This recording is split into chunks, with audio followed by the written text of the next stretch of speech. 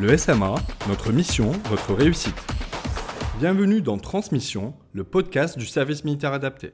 Le SMA est un dispositif militaire de formation et d'insertion professionnelle. Retrouve-nous chaque mois pour découvrir le SMA à travers des sujets de ton quotidien. Rejoins-nous et prends ton avenir en main. Hello, c'est Marie-Christine Ponamalé, rédactrice en chef d'Outre-mer 360 et animatrice pour Transmission. Chaque mois, je te fais découvrir une thématique du SMA et ce mois-ci, nous allons parler du rôle de l'Europe dans nos territoires ultramarins. Avec l'Europe, le SMA offre des parcours de formation de qualité pour les jeunes volontaires. Chaque année, le 9 mai est célébré partout dans les États membres la Journée de l'Europe, une journée qui commémore la signature de la déclaration Schuman le 9 mai 1950, un acte de naissance de ce qui est aujourd'hui l'Union européenne. Justement, l'Union européenne inclut 5 de nos départements d'outre-mer, dit régions ultra-périphériques, que sont donc la Guyane, la Guadeloupe, la Martinique, la Réunion et Mayotte. Leur statut de territoire de l'Union leur permet notamment de bénéficier des subventions du FEDER, Fonds européen de développement régional, et du FSE, Fonds social européen. Grâce aux investissements de l'Union européenne, le SMA dispose de crédits européens qui lui permettent d'être plus réactif pour s'adapter aux spécificités et au contexte économique de chaque territoire et continuer à améliorer la qualité des formations dispensées et des prestations diverses fournies au profit des jeunes volontaires. Nous avons avec nous Jean-François, volontaire du RSMA de la Martinique, pour parler de son parcours de formation. Bonjour et bienvenue dans Transmission. Est-ce que tu peux te présenter? Prénom, âge, fonction, et ce qui t'a fait kiffer cette semaine? Alors, moi, je suis le caporal-chef Ferdinand Jean-François. Donc, aujourd'hui, chef de la filière maraîchage horticulture au sein du RSMA de la Martinique. Donc, cette semaine, le moment que j'ai le plus apprécié, c'est une confirmation. Donc, ça fait partie des multiples casquettes de ma fonction où, en fait, j'ai accompagné un jeune pour qu'il puisse finaliser son permis de conduire. Donc voilà, on fait un parcours ensemble où je lui donne les derniers conseils avant qu'il puisse totalement finir son permis. Donc ça fait partie aussi des spécificités du RSMA.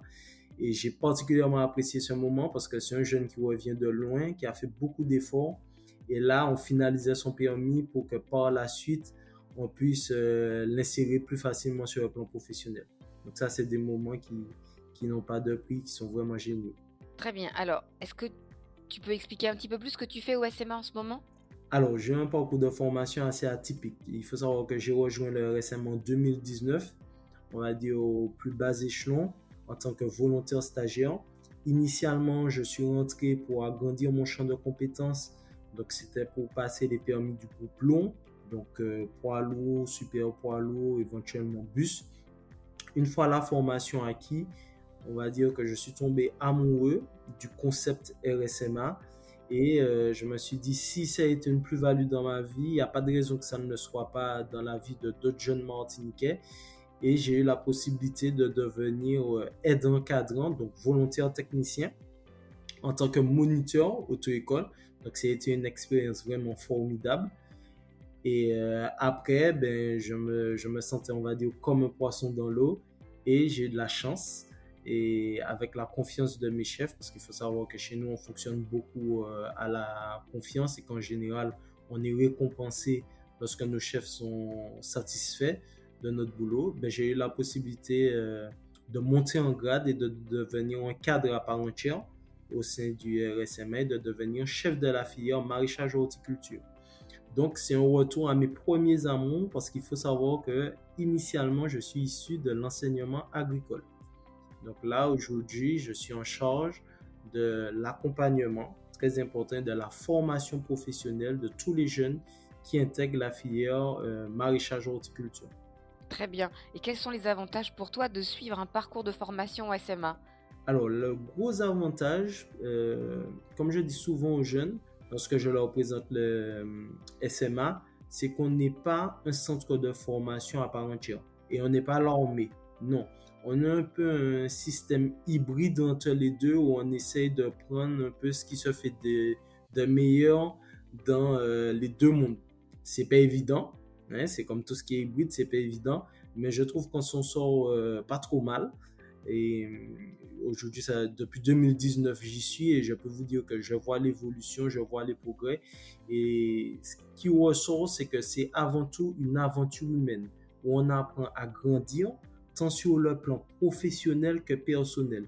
Et ça, c'est vraiment une valeur ajoutée parce qu'on se rend compte qu'aujourd'hui, on a beaucoup de jeunes qui sont formés, c'est vrai, mais il y a quand même un manque au niveau du savoir-être. Et c'est ce qu'on essaye d'inculquer principalement à nos jeunes. Parce qu'il faut savoir qu'on a des jeunes qui est de tout horizon. On a des jeunes qui arrivent, qui sont formés, qui ont des fois des BTS, des licences, mais qui ont encore besoin d'être accompagnés, par exemple, dans le dépassement de soi, la confiance en soi, la capacité à vivre aussi avec leurs congénères, à devenir d'honnêtes citoyens, pas seulement de simples employés, la capacité à structurer leur projet professionnel. Donc, c'est tout ça que le RSMA permet aux jeunes d'acquérir. Et en plus du volet professionnel, il y a le volet éducatif où on œuvre pour le bien-être des jeunes, notamment en termes d'installation. Par exemple, aujourd'hui, on a une salle de muscu toute neuve pour les jeunes. Je pense que ça, c'est les fonds européens, ça a bien aidé, qui permet aux jeunes de vraiment se sentir dans un petit écosystème où tout est fait pour le tirer vers le haut. Et ça, à tous les niveaux. Très bien. Alors, quel souvenir tu garderas de ton expérience en tant que volontaire? Alors, il y a de nombreux souvenirs, mais le souvenir qui ressort le plus, c'est celui de mes classes. Donc, la formation militaire initiale. Donc, c'est le premier mois lorsqu'on arrive au sein du régiment où on nous fait passer, on va dire, un certain nombre d'épreuves qui sont bien sûr adaptées à la portée de tous. Ça, je mets l'accent dessus parce qu'on s'adapte, il n'y a pas de sélection. C'est vraiment des épreuves où on apprend à se retrouver avec nous-mêmes et à se dépasser, à sortir du petit confort, à faire tomber les barrières. Et ça, c'est un bel exemple pour illustrer. Par exemple, apprendre à marcher au pas. Comme on voit les gens défiler le 14 juillet, on apprend aux jeunes à marcher pour qu'ils puissent défiler devant leur famille. Et ça donne une fierté qui est vraiment inestimable. Donc, il y a cet aspect. Il y a l'aspect aussi, le goût à l'effort physique. Par exemple, faire une marche en trail rangers de plus de 8 km.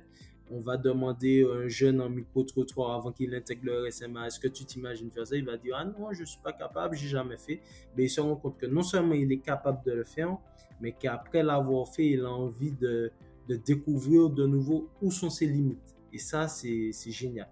Et la fierté qu'on voit dans le regard des jeunes, même à travers leurs propos et même vis-à-vis de leur cellule familiale, une fois qu'ils ont passé cette épreuve de mois, c'est-à-dire ce n'est que le début, après il y a tout ce qui vient ensuite.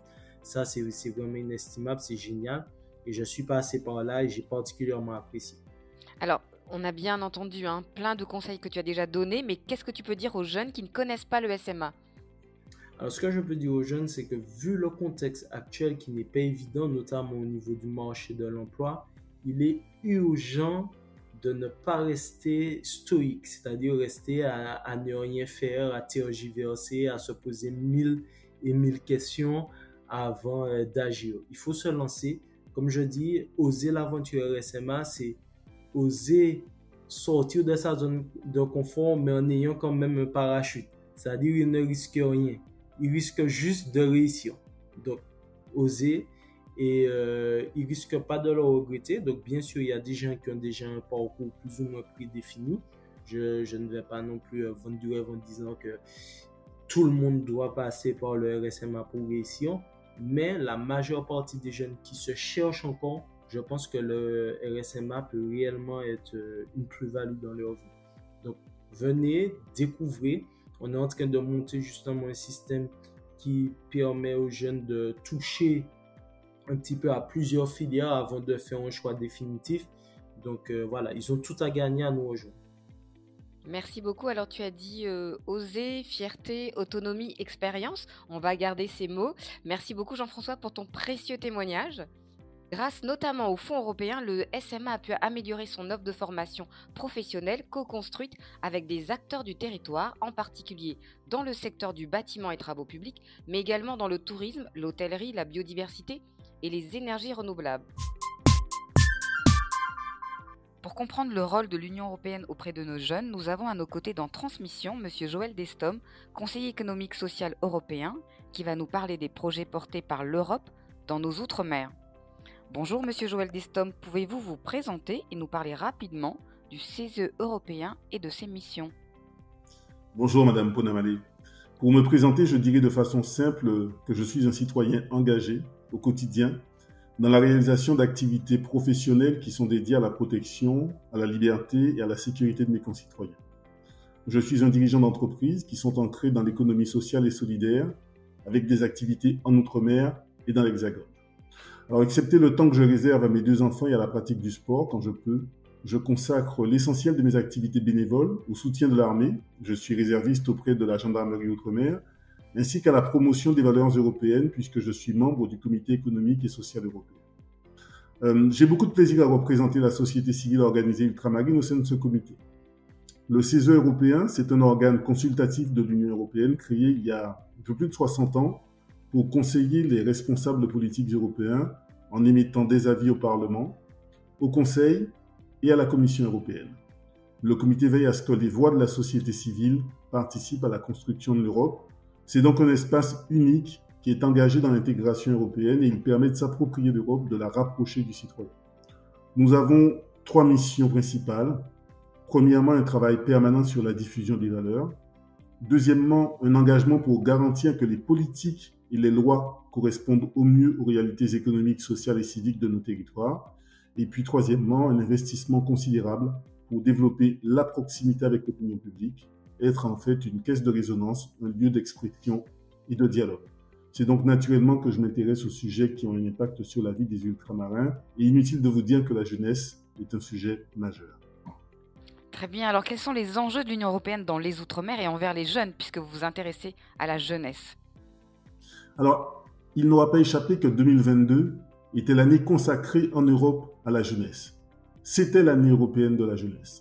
L'objectif de cette année était de mettre en lumière l'importance de la jeunesse européenne pour construire un avenir meilleur, plus écologique, plus inclusif, plus numérique. Cette année particulière a été le moment idéal pour affirmer l'ambition qui est celle d'avancer avec confiance et espoir sur la voie de l'après-pandémie. On pense que nos jeunes ont beaucoup souffert de cette pandémie Covid-19 et l'accent a été mis sur les possibilités permettant d'apprendre et de partager une vision nouvelle. Alors, les objectifs de cette initiative, je vais les résumer et ils traduisent parfaitement les enjeux de l'Union dans les Outre-mer envers les jeunes. Ils sont au nombre de 4. Mettre en évidence la manière dont les transitions vertes et numériques offrent une nouvelle perspective d'avenir et des possibilités de contrer l'impact négatif de la pandémie. Deuxièmement, encourager tous les jeunes, en particulier ceux qui ont un peu moins de possibilités à devenir des citoyens actifs et engagés, acteurs du changement. Troisièmement, promouvoir les possibilités offertes aux jeunes par les politiques publiques dont je parlais tout à l'heure, afin de soutenir leur développement personnel, social, professionnel, et puis intégrer la politique de jeunesse dans tous les domaines pertinents de la politique de l'Union européenne pour encourager la prise en compte du point de vue de nos jeunes, parce que c'est eux qui feront nos politiques de demain. Très bien. Comment l'Union européenne favorise donc cet accès à la formation et à l'emploi? Alors, je vais vous donner plusieurs exemples. Il y a quelque chose qui paraît assez naturel lorsqu'on le dit, c'est que l'Union propose des politiques qui favorisent l'emploi et l'inclusion. Mais ce qu'on peut noter, c'est qu'à l'issue de cette pandémie, et pour bénéficier du soutien de la facilité pour la reprise et la résilience, les États membres ont dû soumettre à la Commission européenne des plans qui comportaient systématiquement un pilier consacré aux politiques pour la prochaine génération, pour nos jeunes, pour nos enfants, avec des thématiques dédiées à la formation et aux compétences. Alors ça peut paraître très théorique et concrètement, je vais vous décliner 2 exemples associés à cette ambition. Il y a eu immédiatement après la Covid la création du programme qui s'appelle Jeunesse pour les régions ultrapériphériques. C'est une assistante technique, elle est assez unique puisqu'elle permet de donner aux jeunes jusqu'à 10 000 € pour des projets dans les régions ultrapériphériques.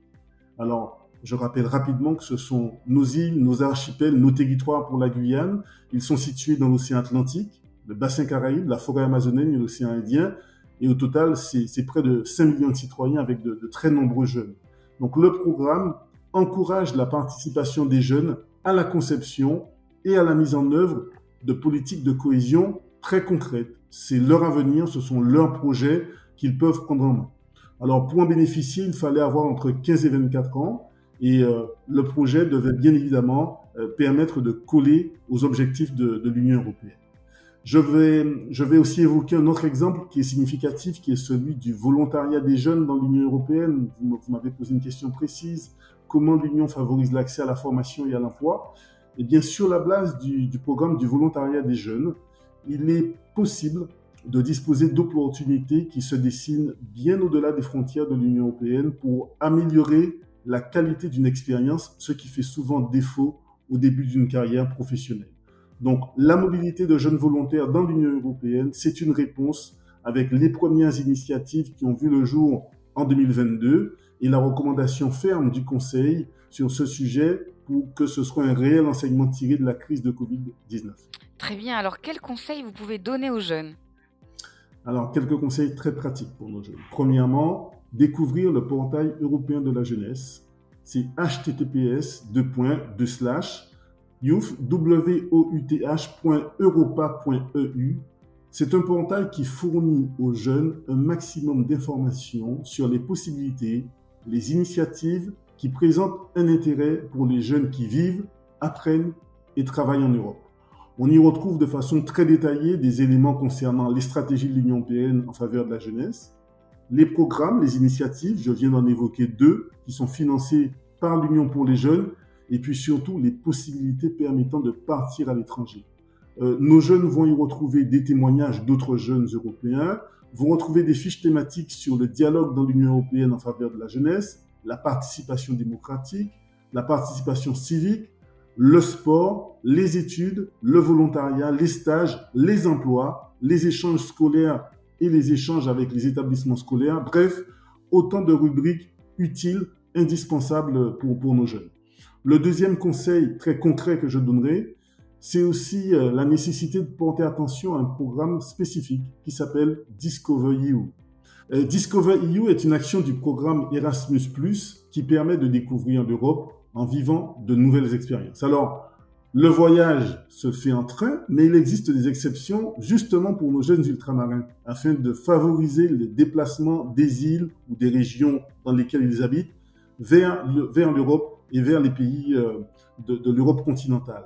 Cela permet de découvrir une variété de villes, de paysages et surtout de cultures. Ça permet de partir à la rencontre de l'autre et je suis convaincu que c'est de cette façon que nos jeunes feront Europe. Il faut donc avoir 18 ans, résider dans l'Union européenne, mais je rappelle que c'est le cas de nos jeunes qui habitent dans les RUP, et puis on peut même imaginer élargir le programme aux territoires qui sont associés au programme. C'est le cas de nos jeunes de Polynésie et de Nouvelle-Calédonie. Alors, il y a des fenêtres permettant de candidater et la prochaine fenêtre, va s'ouvrir à l'automne. Donc, restez connectés en permanence sur ce portail que j'ai évoqué, s'intéresser à ce programme parce qu'il permet de voyager, de partager des expériences.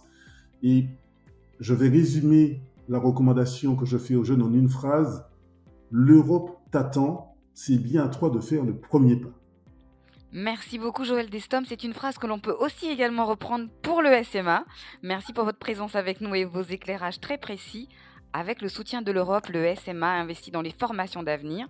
La contribution de l'Union européenne représente 40% de ses ressources de fonctionnement. Ces moyens financiers permettent de maintenir et développer un haut niveau de performance tout en accueillement davantage de jeunes. Avec ou sans diplôme, à chacun son parcours, je t'invite à découvrir toutes les possibilités de formation et d'emploi sur le site le-sma.com. J'espère que ce sujet t'a plu. Je te donne rendez-vous le mois prochain pour un nouvel épisode qui a pour thème l'environnement. En attendant, je te laisse écouter les bonus tracks du mois. Bonne semaine et à très vite. Deviens un citoyen actif et responsable. Rejoins le SMA le plus proche de chez toi.